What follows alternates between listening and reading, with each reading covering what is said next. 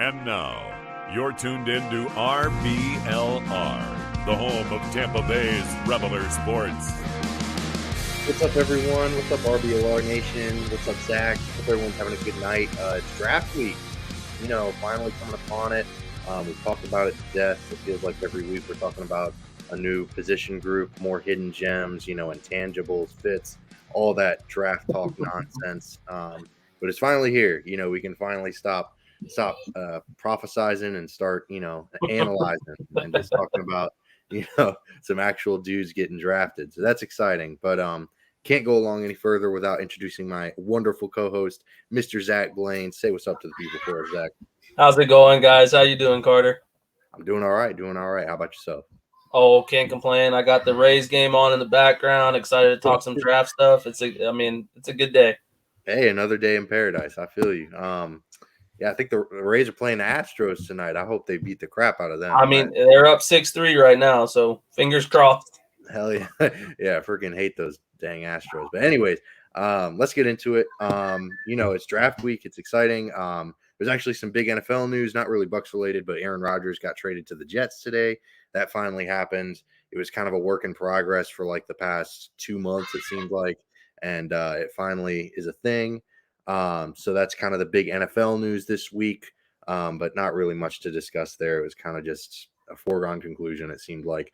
But what was the compensation for him? I didn't even I saw that it popped up and said what it was, but I didn't look at what the compensation was. Right. If I could be wrong, but I think it was like a first round draft pick swap. It was kind of weird. That's it? Well, yeah, so it was a first round draft pick swap. The Jets move back two spots, and then the Packers get their second round pick and then a 6th round pick. And then it's another one of those. The 2024 pick is conditional. It's like the Carson Wentz deal. I don't know if you remember that, but it's a 2nd round pick unless he plays 65% of the snaps, in which case it converts to a first. So kind of weird that it was a first round swap, like of just 2 slots. It was a bit odd, that's surprising. I thought they were trying to get a lot more out of him, and I maybe that's why it was so low, because I felt like the Jets weren't going to give them what they wanted because he had already been so public about it, which kind of sucks for the Packers. But I mean, I am shocked that it was only 2 spots back. Like, that's surprising. Yeah, I mean, it is a bit weird to only get a 2nd and a 3rd for this year for Aaron Rodgers, but at the same time, like you said, they lost all bargaining, all negotiation tactics, like no leverage whatsoever.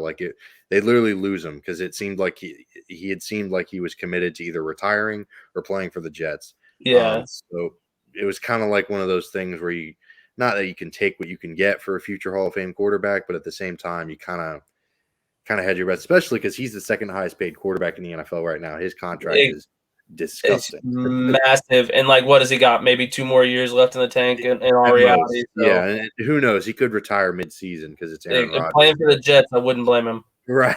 But anyways, enough Aaron Rodgers talk. That guy doesn't need any more freaking attention. But we'll move on to the Bucs. We'll talk about some fun stuff. So the Bucs, we're doing a mock draft tonight. That's kind of our thing, just to preview y'all for the show. That's going to be coming in the second half. But just to preview kind of the rules, we're not including any trades. It's just straight through, assuming that the Bucs stay put, which obviously is very unlikely. Trades happen all the time, but it's so hard to guess these things that we just made our best assumptions. But regardless, despite that rule, are there any how are you feeling about the 19th pick, especially because the later rounds, they swap all the time, but how are you feeling about the 19th pick? You think they do anything weird? I don't know if I'd say weird, but I could very easily see us trading back because we have a big gap between round 3 and 5 where we have a long drought of no picks.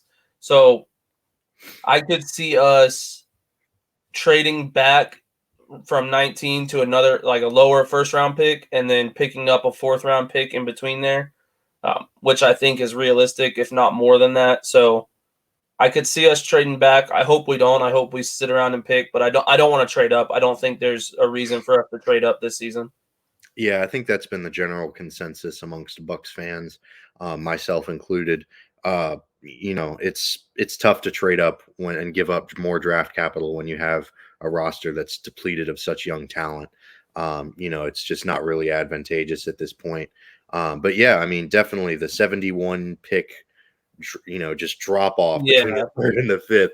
it's It's tough to sit wild. there for 71 picks and not do a single thing. And So and I'm with I don't think we sit there. I think that a trade is made somewhere, whether it's multiple later round picks for a fourth round pick or something, but I don't think we sit there for 71 picks. That's wild. Yeah, it is kind of nuts. And especially, I mean, you think about it, they have they have 3 sixth round picks at this point. Mhm. And Exactly. I think they have 2 fifths as well. So you're Yeah, absolutely right. They could very well package any number of those picks to move into the fourth round, which would be understandable because what are you going to do with 3 sixth round picks? I mean, when the that's odds are maybe one of them makes the team realistically. So exactly 100%. So yeah, it's kind of a good consensus. Either they're going to trade down or they're just going to stand pat. But kind of looking at this from a historical lens, is there any Bucks draftee, any guy that they've drafted in the entire history of the franchise? Who's your favorite? It doesn't have to be the best. It doesn't have to be the most productive.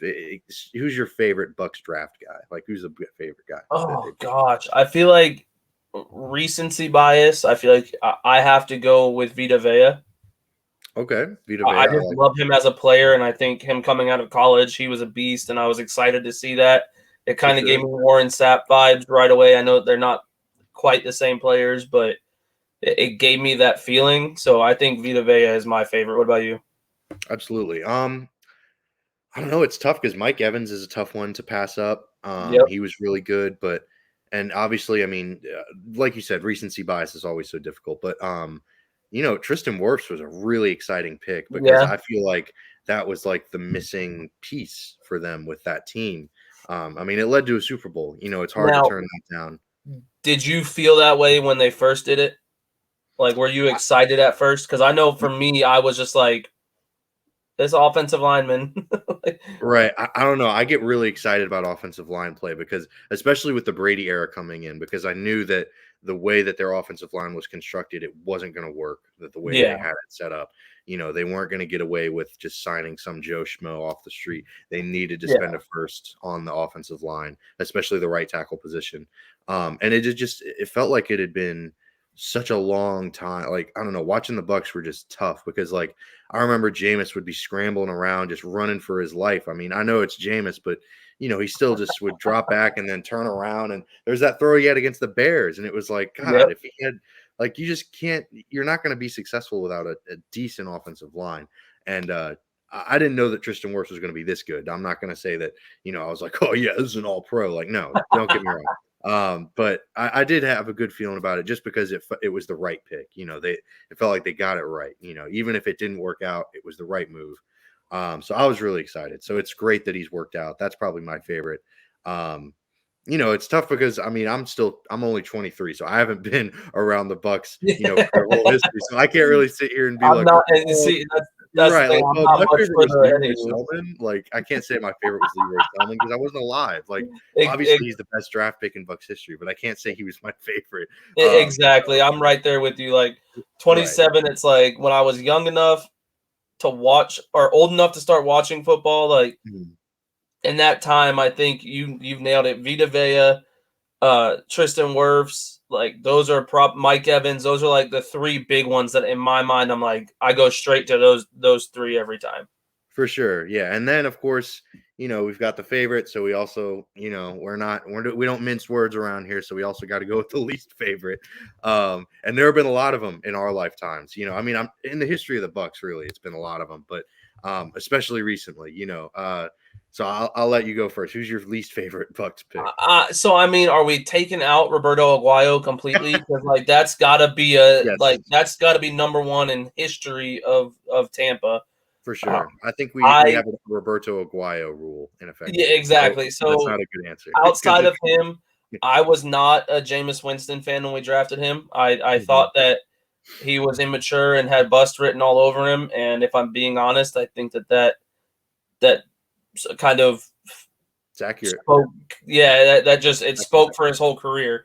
Like he just was a bust. So I think Jameis Winston is not that Mariota did any better, but Right. I think that Winston is probably the worst for me. Aside from Mike Glennon, I guess he's up there too. Yeah, although I mean, correct me if I'm wasn't Mike Glennon was he a first? I thought I he don't. was like I don't. He yeah, may he not was have a been a third first. round pick. So like I understand missing on a third round pick, but the He- first It's overall pick, exactly. You're more you allowed take to miss on a third. Like it's more 100%, appropriate to miss on a third round pick. I for just sure. hated that big long neck. No, I feel, I feel yeah, okay, I'm with you because Mike Glennon's terrible. Like I'm Yeah, not, trash. he's a horrible quarterback. But yeah, Jameis was probably one of my least favorite as well. Although that's definitely my least favorite. But if I had to pick a second least favorite, it'd probably be Trask. And I hate to say that Yeah, because he no, still I'm hasn't right fully there with played. you. But it's just it was such a gut punch. Like it felt like the Bucs had a real chance to do something.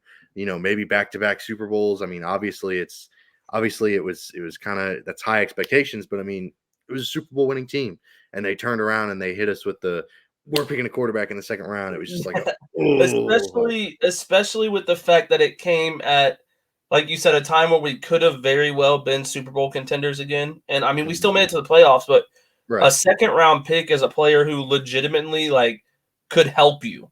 Could start immediately. Yeah, Exactly. He could be a starter on a Super Bowl team as a second round pick rookie. Mhm. Like that's very realistic. So to see them essentially waste that pick, in my opinion, and pick him, I agree with you 100% on Trask. Yeah, it was kind of a gut punch, and it kind of sobered me up to because everyone talks about Jason Light in this front office and oh, they're wizards, they know what to do. Like this front office also drafted Jameis Winston. They traded up to get Roberto Aguayo. They drafted Vernon Hargreaves. They've had a lot of misses. They got really lucky that Tom Brady was in a Bucs uniform. Exactly. Without him, they don't make any of this magic happen. Leonard's not coming here. Antonio Brown's not coming here. Gronk's not coming here. So it's just I don't know. I'm not as big of a. I mean, Jason Light has been great over the past couple of years, but I'd argue that it's only because of Tom Brady. So, Yeah, you're exactly right. Everyone praises him for the last, let's call it 3 years of drafting and the work that he's put into this team. When in reality, how long was he a part of the team before Brady came in? And we were kind of a dumpster fire. it So was. I attribute a lot of the success, as much as I don't want to put it all on Tom Brady. I attribute a lot of the success on Tom Brady because we drafted positions that Brady needed.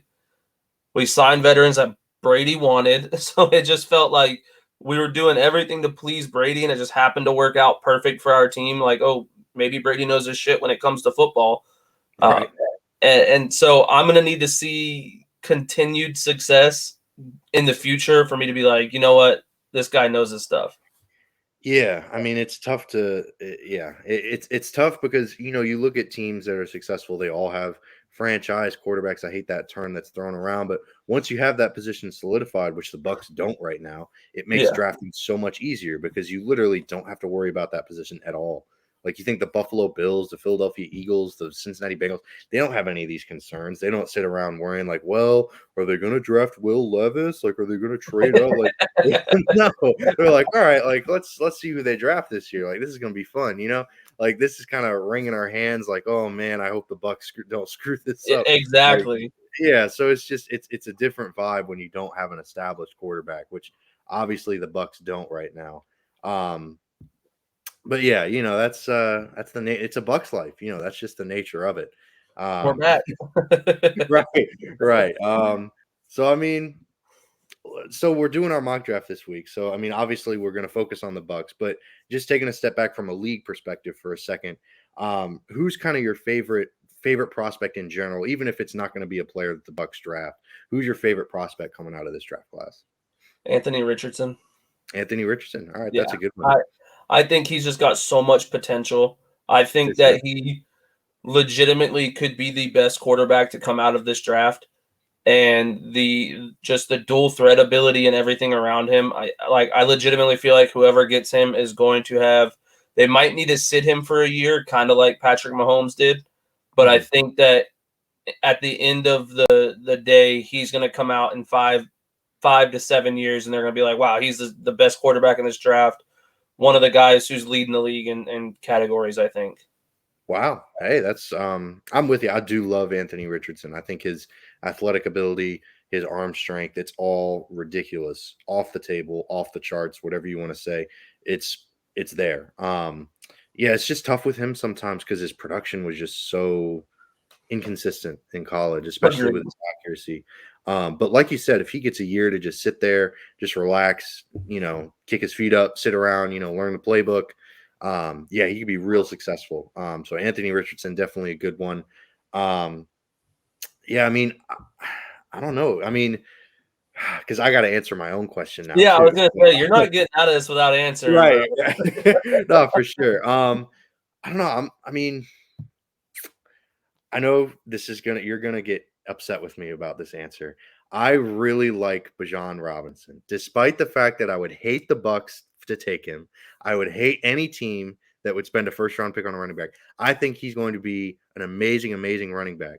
But that still doesn't mean that I want the Bucs to draft him. That still does in the first round. That still doesn't mean that I would want to be a fan of and a team that drafts him in the first round. But it's just he's an amazing, amazing running back. The dynamics that he provides to the field, I have no doubt that he's going to be an All Pro within 2 years of him coming into the NFL. But Oh, it's this just this mock draft's gonna be fun, buddy. all right, bet. Oh man, I mean, look, if he goes top 15, which some people have him going top 15, top Top 10. 10. I've seen some top 10. Absolutely. So, it's understandable because he is such a dynamic talent. He's ridiculous. So I get it. It's just you look around the NFL and teams aren't built around a first round pick running back. They don't end up panning out very often. So it's a bit scary, it's a bit like Yeah, you know. but I feel like most of those teams are trying to think of the right way to put it. They're not set up for success at all, which I'm not saying Tampa is set up for success. Like, Right. don't get me wrong. I'm not saying Tampa is, oh, well, we just need one piece and we're going to be a Super Bowl contender. But Right. hypothetically, if Baker works out and Baker plays good football, we have pieces to where, like, if we draft a first round running back, in my opinion, it doesn't kill us like it kills, say, the Giants when they took Barkley. Like, who else did they have? You know what I mean? We at least can say we have Mike Evans, we have Chris Godwin, we have players on our team that have been successful and are still young. Like, I don't know if I consider Mike Evans young anymore, but Yeah, he's it's still in his 20s, isn't he? right. Or is he 30 now? Like, I he's think still. Evans might be 30 at this point. I Yeah. mean, he's still got a little bit of gas left in the tank. So I Right. guess my thing is, like, if we had no weapons, I'd be like, yeah, we don't need a running back. But I think that the teams that have drafted first round running backs in the past have just been not set up to have a first round running back on their team, if that makes sense. Yeah. I mean, I feel you. It's just the Bucks are building for the long term. Like we can sit here and hem and haw and like, oh, they might be successful this season. Maybe they'll make the playoffs. Maybe they'll win the Yeah, division. it's But kind of they irrelevant. right, exactly. Yeah. Like it doesn't really matter because like they're not going to win a Super Bowl. They're not going to win any games in the playoffs, most likely. So they're really trying to build a team for the future. And, in my mind, at least, you don't build a team for the future by spending first round picks on a running back. If the Bucks were Super Bowl contenders, yeah, go for it, maybe. But I don't know. It's a tough thing, but I just wanted to throw it out there because I know that I hate on the Bucks taking them a lot, and I understand, I get you want to have a running back because the running game was so putrid last year. Trust me, I'm with you. But I don't know that drafting a running back in the first round is necessarily going to solve that. I mean, that's fair. I see where you're coming from. For sure, for sure. I see both sides. I prefer them not to take a running back in the first round, but if they Yeah. do, if Robinson's in a Bucks uniform, hey, I'm excited. He'll run for 1,200, 1,500 yards this season, and maybe they will win the division. But I mean, I it's don't know. possible. I don't know. Atlanta's getting a little bit scary, but it's definitely possible. Yeah, Atlanta had so much cap space; they were gonna be good, regardless of who they signed. But what is a first round pick? There's no doubt about it. I mean, we got to think about it for a second. What is a first round? The RBLR shop. Oh, That's yep. what it is. Yeah, Yep. that's what it is. All that RBLR gear, definitely dope. Definitely got to check it out. Shop.rblrsports.com. Got to check it out. Definitely got some cool stuff on there. Cannons is the promo code that we're going to give you for 10% off your order if you're looking to, buy some draft day gear. I don't know if it'll get there by Thursday. I don't know if you want to pay for expedited shipping. But still, you got to check it out, even if you're just buying gear for the upcoming season. Because, they're going to draft someone in this first round. And, we probably won't be someone that we say because it never is. But, Right, exactly. But anyways, definitely got to check it out. Go check out the new hats. We just got hats put in the shop, if I'm not mistaken, recently. Sure. Yeah, those hats are dope. Nice. Yeah, if I didn't have such a big melon head, then I would definitely get one and wear it. But if I wear it, then it sits anyways. But yeah, that's our shameless shop plug for the episode. But now we're gonna get into it. Now we're gonna get into the fun stuff. It's mock draft time. We're gonna tell you who we think the Bucs are drafting, for better or for worse. These are our picks. Right. So we'll just get right into it. So don't hate on us too bad. What's that? Don't hate on us too bad, because just don't. For sure, it's all a crapshoot. None of us know anything. Even especially the experts, none of us know who anyone's gonna pick. So just bear with us. Anyways, Zach, I'll let you go first because I think I already know who you're going to pick. I was going to say, it's no surprise. I've got Tampa taking Bijan Robinson, pick 19. I don't know if he'll be there at 19. I really do see him coming off at 10 is my guess. But there's a chance that he slides due to him being a running back, and I'm predicting in my draft that he slides to us at 19. We pick him up. There's no negatives to picking him up aside from he's a running back in the first round. Like, that's legitimately the only excuse I can have for people to say, we don't want him. Like, he's a top 3 talent in this draft, in my opinion. So to get him, I think he adds just a different level of talent to our offense. Absolutely. Look, I'm with you. If the Bucs draft him, I'm not going to be, throwing up and crying and, over the toilet, like, why, God, why? Who did this to us? Right. You have forsaken us. Anyways, I'm not going to be doing that. But, it's definitely going to be a bit weird. Just because, he's going to be an amazing running back, no doubt. But, who's he running behind? He's running behind Ryan Jensen if he stays healthy, and then I don't know who the other second round tackle out of Luke Gadecki. Oh man, Luke Gadecki. See, this is where you're losing me. This is where you're losing me. Once you throw out the Luke Gadecki, oof. Anyways, look, I don't mean to hate on Luke Gadecki. I hope he plays well this season. So the thing that got me was I believe it was him who said this quote. It was, when you draft me, you're not drafting a running back, you're drafting a difference maker or a playmaker or something along those lines. Sure. And that quote is what, I was like, I love this guy because he knows he's a dog. And the fact that he knows it just means he's going to work hard to prove it. And that's how I look at it. So I think that we would benefit from having him on this team. For sure. And I think an interesting perspective would be that, the first thought that comes to mind is how many Super Bowl winning teams in the past decade have had their best offensive player be their running back. And I can't really think of any on the top of my head, but the counterpoint to that is the Bucs don't have a quarterback. They don't have a Super Bowl winning team. So why not just try to be competitive? Why not try to win the NFC South? Why not have some fun? Exactly. So I definitely see both sides, because obviously they're not contending for a Super Bowl no matter what. So why not just try to contend for the NFC South? Maybe win the division for a third straight season. That has never happened in Bucs history. So, I definitely see the validity. But my own personal pick, this might not come as a surprise to a lot of people as well. I've been hyping up this guy kind of all year. Broderick Jones, tackle out of Georgia. I think he would just slide right into that left tackle spot, and him and Wirfs would be the starters for the next 5 to 10 years. And it would be a beautiful thing. They could spend next year's draft pick on a quarterback or whatever. And it just, it would just solidify the offensive line a little bit more, which is, it was their worst position group last year. Yeah. And, it just provides some stability to a group that definitely desperately needs it. So it's kind of wild because I had 3 picks for my first round pick. It was between, well, technically I guess 4 if we're not counting Bijan Robinson because I picked him. Right. But the other 3 were Jones, and then it was Darnell Wright out of UT, who also plays tackle, and Yep. Brian Branch. I honestly expected you to pick Brian Branch, if I'm being completely real with you. Really interesting. Yeah. Well, speaking of Brian Branch, we also have some kind of, the NFL mock draft database has the Bucs picking him. We've kind of been looking at a bunch of different mock drafts just to see what other people are saying because, people have a multitude of guesses. Yeah. But there are a lot of them. This isn't the only one, but Sporting News had them taking Will Levis at 19. So, who knows? Who knows? This first round pick is going to be one of the more interesting ones that we've had in a while. Watching for the Bucs. But now moving on to round 2, the 50th overall pick. I'll take the first one this time. Send it. Go for it. For sure. We'll alternate. My guy's Andre Carter, edge rusher out of Army. Love him.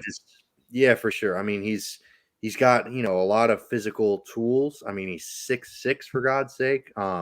And he was pretty productive in college, but he was playing for Army, which can be a bit difficult to project with the production level just because of the competition. But at the same time, high character guy. You're not going to worry about him. He's got some, and he's a good edge rusher. I mean, he's got great burst off the line of scrimmage.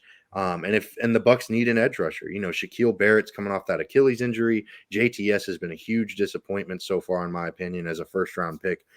He's plateauing. I don't know if that's the right pronunciation. Plateauing. I think you're right. Sure. Neither of us are English majors, but we need Ben Whitelaw here. Right, exactly. But he's plateaued at 4 sacks the past 2 seasons, and that's just not good. That's unacceptable. So yeah, now, I mean, because I know that he was originally like a first round talent, right? Like realistically, has it come out and has it been said if he's going to be able to play his first year, or if they're going to let him defer his?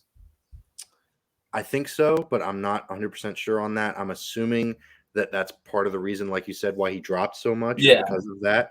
But I mean, we'll see. I'm not really quite sure on that. Yeah, that's my only fear with taking him in the second round, because he's been a guy that since probably 2 months ago, I was like, I would love to have him on our team.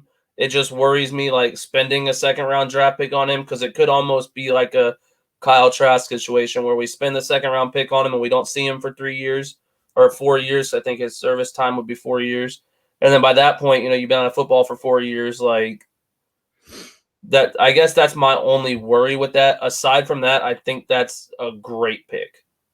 For sure. Yeah. And as far as I could see, they've recently amended the bill to make it so he can play.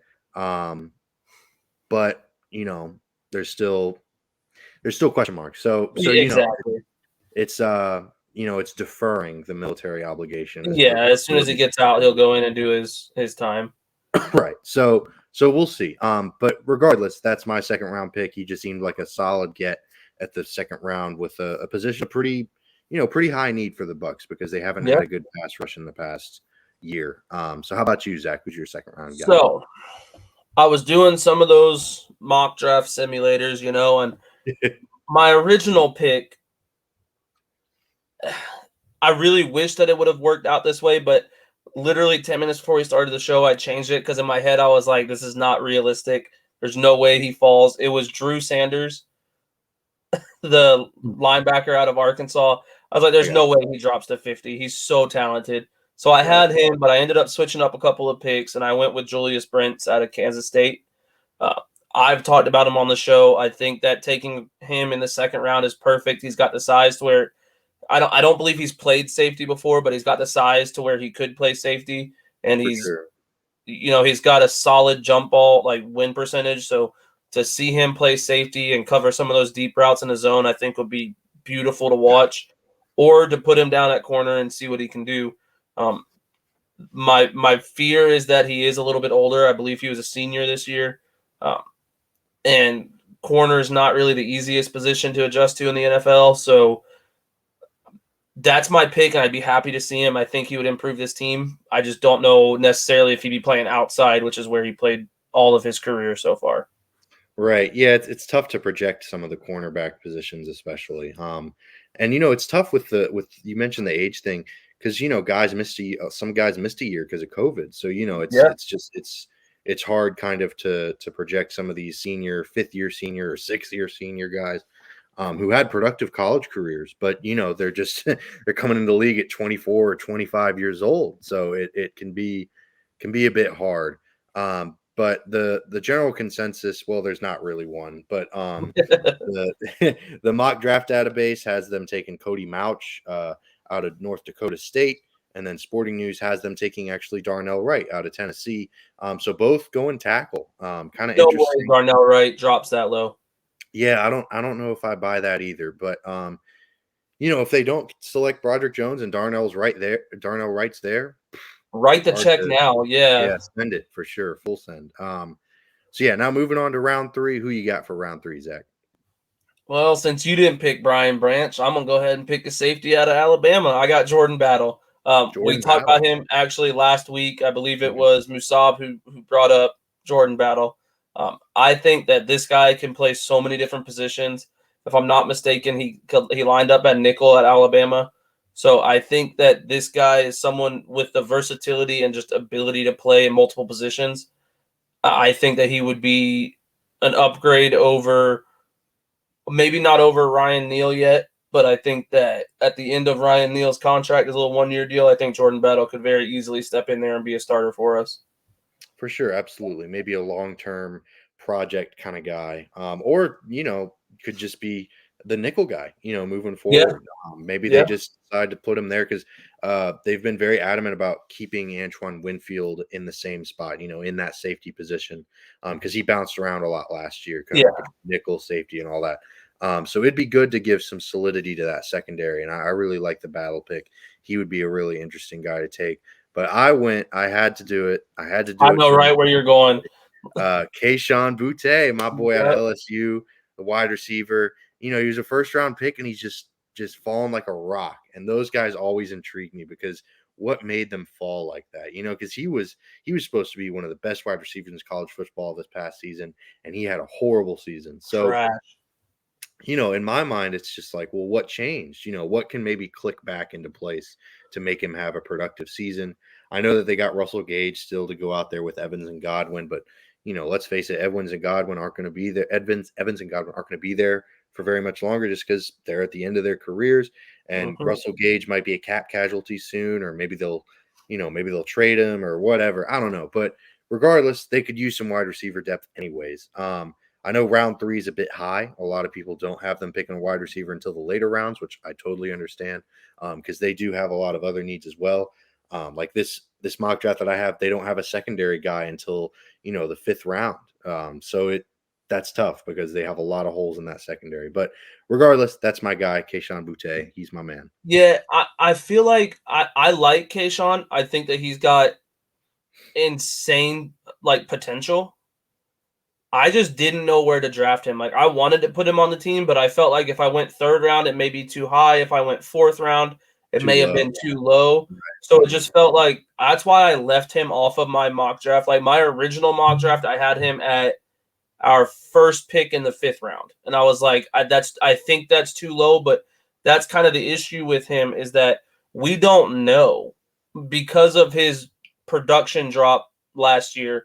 It just feels like he could be a 3rd rounder, could legitimately come out of this draft being one of the best wide receivers. So he could be a 3rd rounder, or I wouldn't be shocked to see him go into the 5th round. So it's such a weird spot. That's why I left him off of mine. I think he would be a very good Tampa Bay player. I think he'd fit the Tampa Bay scheme perfect. I didn't know where to put him. For sure. I'm with you. It's an awkward, because 3rd is high. 3rd might be too high for him. So if they do trade back with that 1st round pick or whatever, and they manage to acquire a 4th round pick, that's probably more of a sweet spot for him. But just because they didn't have a 4th round pick, and I just really wanted to say that the Bucs drafted him, so I said, screw it. I'm gonna have him in the 3rd round. I respect the hell out of that. Right, for sure. Sporting News, interestingly enough, has them drafting Andrew Voorhees, the guard out of USC. He is, he unfortunately injured himself in the scouting combine, but he then proceeded to pump out a ridiculously amount of bench press reps. So clearly the guy is just ridiculous, tough as shit. So, he'd be a great 3rd round pick. If he's there in the 3rd round, I wouldn't blame him for taking him. Nope, I didn't think a little bit. Yeah, I didn't think he was going to last that long, even if he has to sit out his first year. I figure he's a talented enough offensive guard that, he fills that role really well. So yeah, if he's there in the third round, take him. Screw it. Agreed. But now moving on to the fifth round, they have 2 picks in this round. Starting with the 153rd overall. It's quite a drop off, as we mentioned earlier. 71 picks between the 82nd and the 153rd, unless my math is wrong, but I don't think it is. I'm not a math major. I wasn't a math major in college either. But anyways, I think you're right. We'll just I go think with so too. But my first fifth round pick that I've got him taken is Kenny McIntosh, the running back out of Georgia. I think he's You've been high on him. Yeah, really high on him. He's a really great guy out of Georgia. Just a really tremendous pass catching back. He's also a solid in between the tackle. I just think he'd be a great 4th running back for the Bucs to have. And if he's there in the 5th round, I mean, 5th round, you're getting towards the, like Musab likes to say, the hidden gem territory.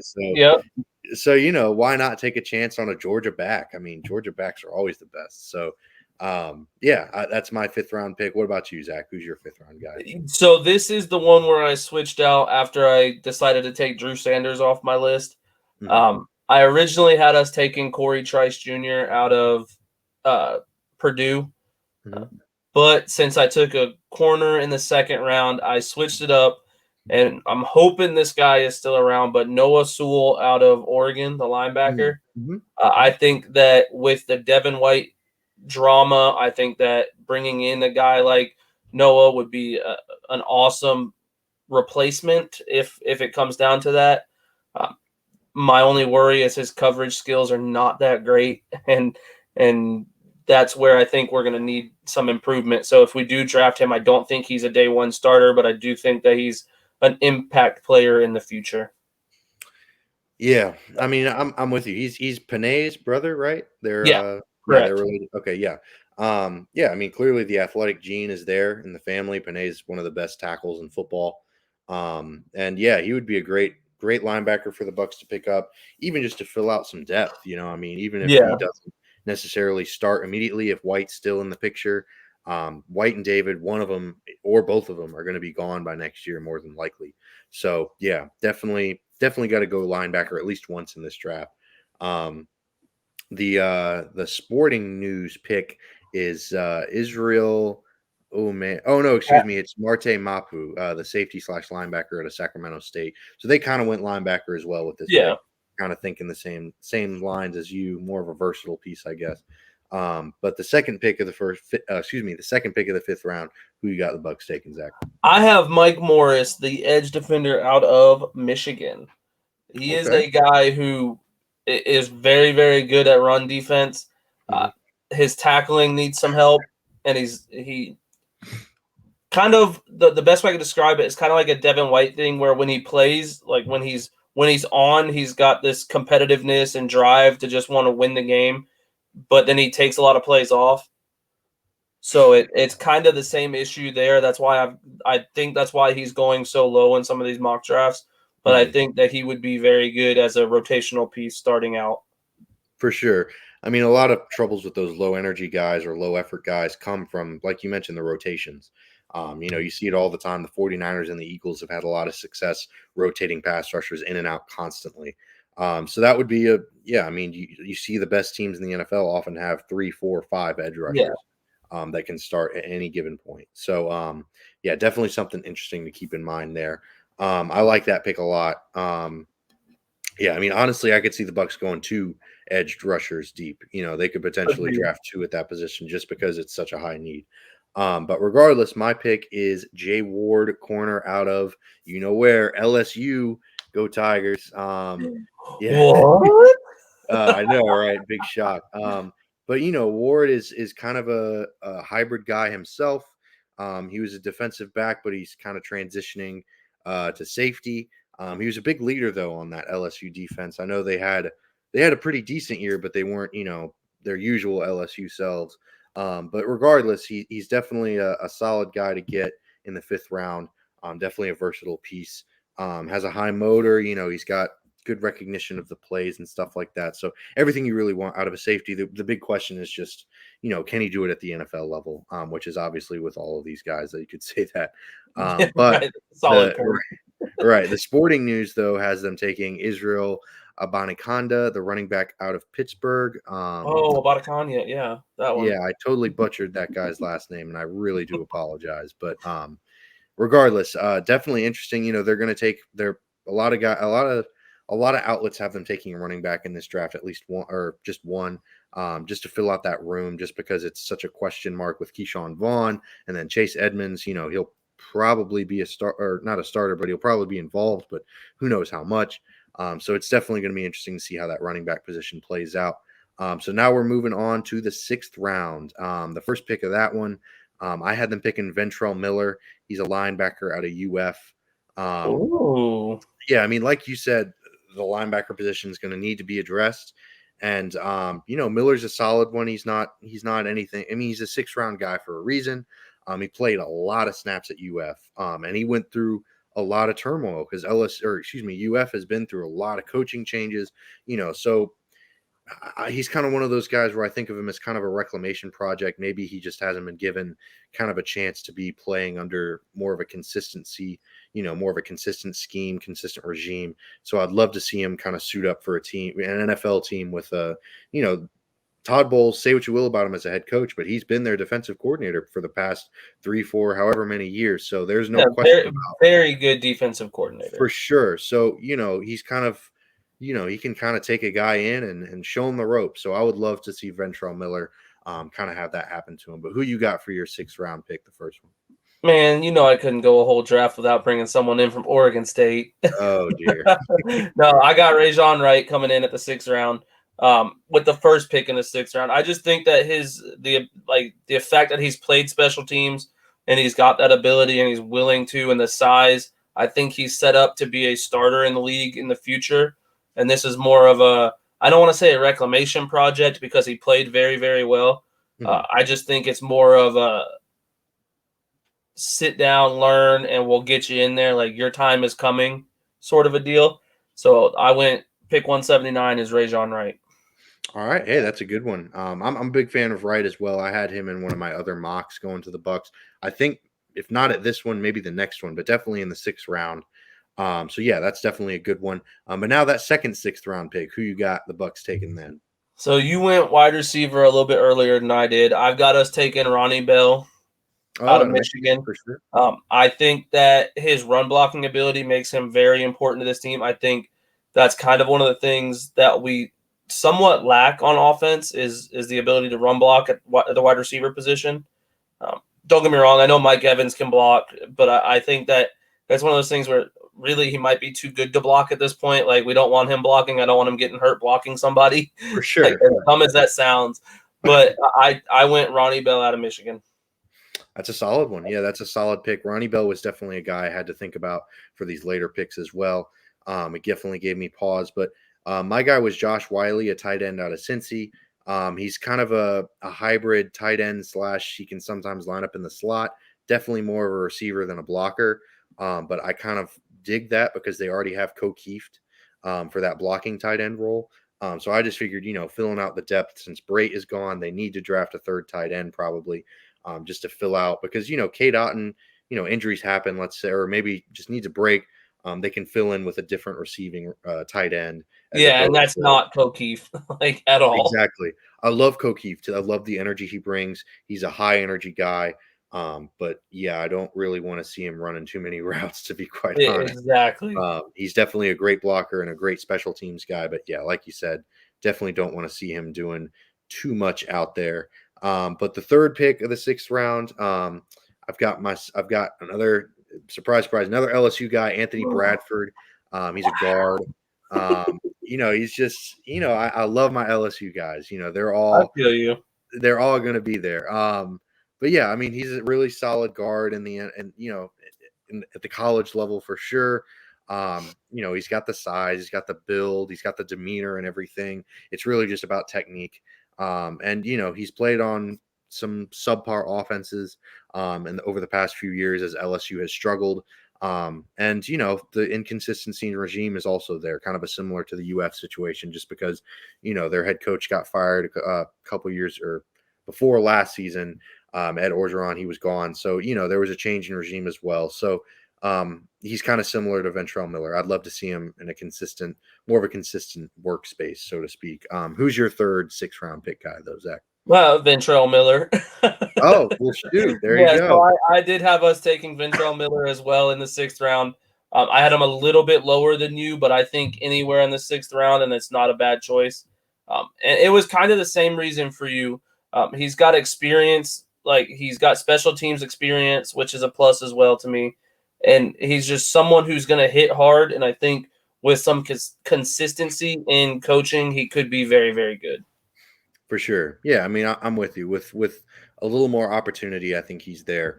So now, last one, 7th round. Who you got going in the 7th round, Zach? Yeah, so this one, it was a toss-up between someone like Stetson Bennett or Max Dugan, but I ended up going with more of a shot in the dark. I went with, I'm probably going to kill his name, but Grant Dubois or Dubose. I'd say it Dubois, but it could be wrong. It's Dubose. He's a wide receiver out of Charlotte.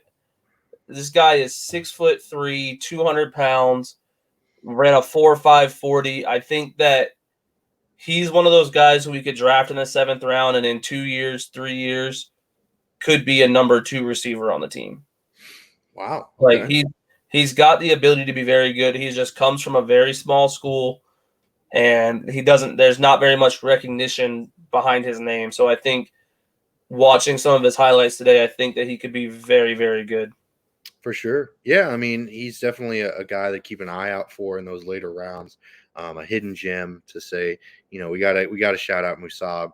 Yeah, he would definitely be an interesting guy to kind of stash, maybe on the practice squad or something.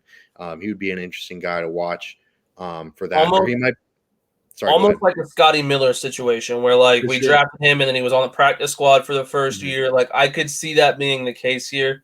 And I think that this fills out our wide receiver room a little bit more. So absolutely. I think that it's something that it might not be him, but I do see us taking multiple wide receivers this draft. Yeah, I could see it as well. And I know, Scotty Miller's not, he's not Justin Jefferson. Don't get me wrong, but if you draft a 7th round pick and he turns into Scotty Miller, that's a success because exactly making your roster in general is a success. But then playing significant snaps is a huge, huge win. So yeah, if he turns out to be Scotty Miller, great. That's awesome. My guy was DJ Dale. He's a defensive interior from Bama. If you couldn't tell already, I have an SEC bias. But he's 6'1", 302. The Bucs need some more defensive interior linemen. It's just kind of, they have a lot of holes to fill on this roster. And so every pick is going to kind of have to have some intention behind it. And this is another one. So, he would be just kind of a big body. He'd be solid against the run. He's not a pass rusher. He's going to kind of be there to just eat up blocks. And that's okay because that's kind of what he needs to do anyways. So, yeah, that's my 7th round pick. And that kind of wraps up our draft and our episode, interestingly enough. So thank you all for sticking around. I know it was a bit of a longer episode, especially with only 2 people. How can 2 people talk for almost 50 minutes? But, we managed to do it. We managed to yap away. Every time. Every show goes an extra hour after the show stops film or recording. So right, exactly. So yeah, if you've sat with us this long, thank you. We really appreciate it. Without y'all, we'd just be yapping our heads off for no apparent reason. So we appreciate y'all stopping by, checking us out. And if you really liked what you heard, you can hit the like and subscribe button on the YouTube. God, I sounded like an old man calling it the YouTube. On the YouTube. Yeah, on the YouTube, on the Google. Anyways, also check us out on social media at RBLR Sports. That's our handle. Go watch our TikToks. Yes, sir. The new TikToks are dope. The new TikToks are awesome. Got to check it out. But thank you guys again for checking us out and watching. And as always, go Bucs. Go Bucs.